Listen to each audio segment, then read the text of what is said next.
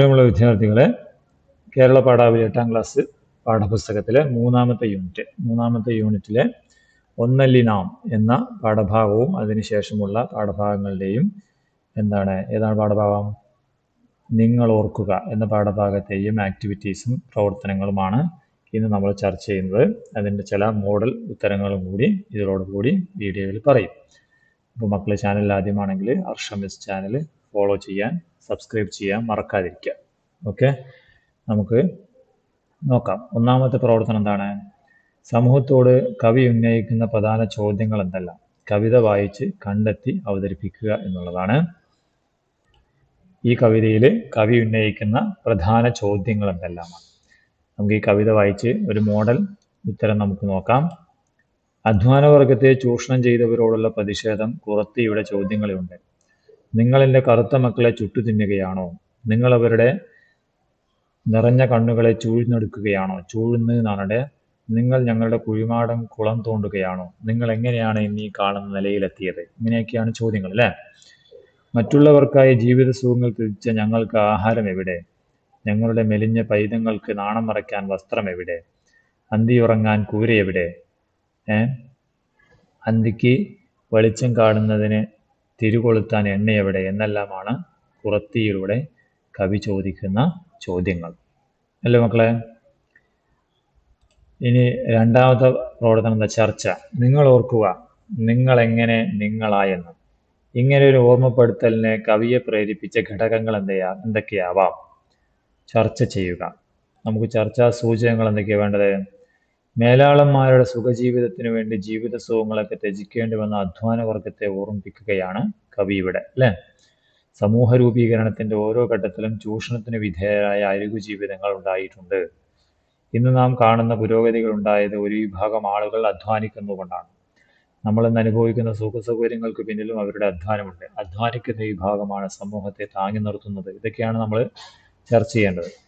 ചിലർ കൊണ്ട് വെയിലാണ് നമുക്ക് തണലെന്ന് മറക്കരുത് എന്നാണ് കവി പറയുന്നത്. അപ്പൊ ഈ കാര്യങ്ങൾ വെച്ചിട്ടുള്ള ചർച്ചയാണ് നടത്തേണ്ടത്, കേട്ടോ.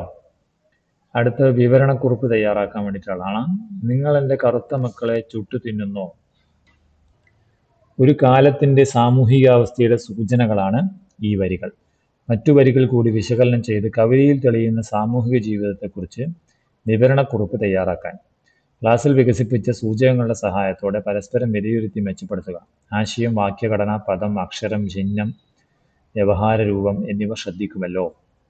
അപ്പോൾ ഈ വരികളിലെ സാമൂഹികാവസ്ഥയുടെ സൂചനകൾ എന്താണെന്ന് എഴുതാൻ വേണ്ടിയിട്ടാണ്.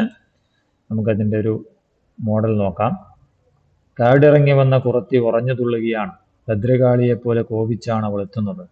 അതിന് കാരണമുണ്ട്. തൻ്റെ മക്കളെയെല്ലാം ആരൊക്കെയോ ചേർന്ന് കൊന്നുകളഞ്ഞിരിക്കുന്നു. സമൂഹത്തിന്റെ അരികുകളിൽ ജീവിക്കുന്ന ആദിവാസികളും ദരിദ്രരും അവഗണിക്കപ്പെട്ട മറ്റു സമൂഹങ്ങളുമെല്ലാം കറുത്ത മക്കളുടെ കൂട്ടത്തിലുണ്ട്.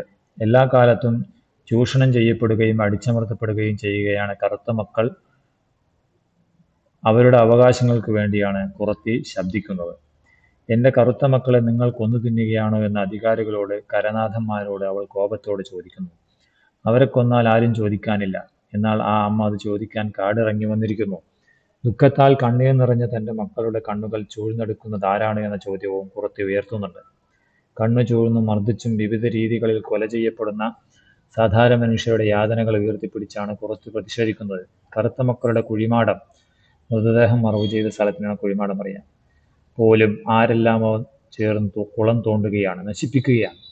മരിച്ചതിനു ശേഷവും മരടിമണ്ണ് അവകാശമായി തൻ്റെ മക്കൾക്ക് ലഭിക്കുന്നില്ല.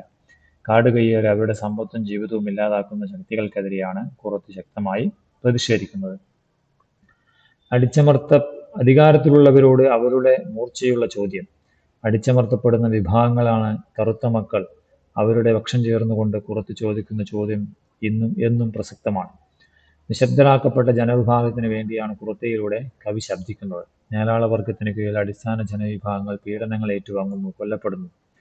കുറത്തി, കിരാതവൃത്തം, കാട്ടാളം എന്നീ കവിതകളിലൂടെ കടമനിട്ട് ഉയർത്തുന്ന ചോദ്യങ്ങൾ അരികിലാക്കപ്പെട്ട ജനങ്ങൾക്ക് വേണ്ടിയുള്ളതാണ്.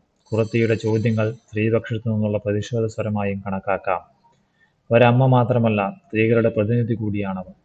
അടിസ്ഥാന വിഭാഗത്തിന്റെ അവകാശങ്ങൾക്ക് വേണ്ടി അധികാരവർഗത്തോട് കലഹിക്കുകയാണ് കുറത്തി. ആഹാര സാധനങ്ങൾ മോഷ്ടിച്ചു എന്ന് പറഞ്ഞ് ആൾക്കൂട്ടം ഇല്ലാതാക്കിയ മധുവിനെ പോലുള്ളവരെ നമുക്ക് ഓർക്കാം. അപ്പോൾ കുറത്തിയുടെ പ്രതിഷേധത്തിന്റെ അർത്ഥം മനസ്സിലാകും. അധികാരത്തോട് സമൂഹത്തോടെല്ലാം ഉള്ള ചോദ്യമാണ് കുറത്തിയുടേത്.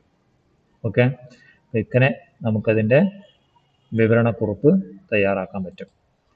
അടുത്ത ചോദ്യം, പുസ്തക പ്രകാശനം.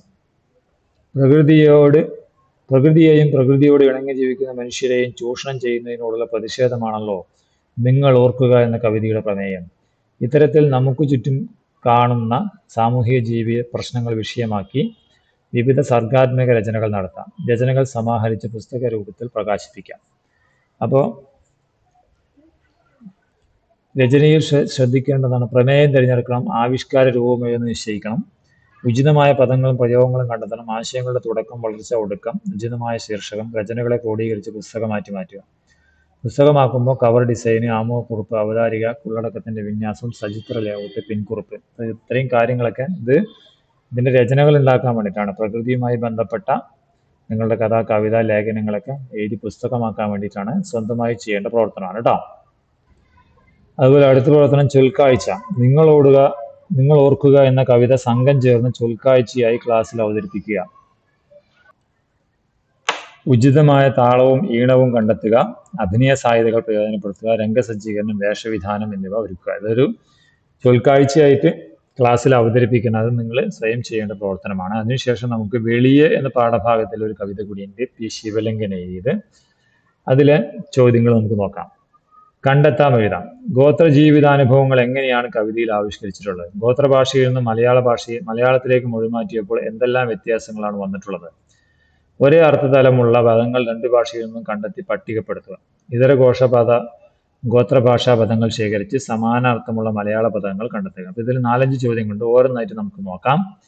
ഒന്നാമത്തത്, എങ്ങനെയാണ് ഗോത്ര ജീവിതാനുഭവങ്ങൾ കവിതയിൽ ആവിഷ്കരിച്ചിട്ടുള്ളത് എന്നുള്ളത് എങ്ങനെയാണ്? കേരളത്തിനകത്ത് വിവിധ ഭാഷകളും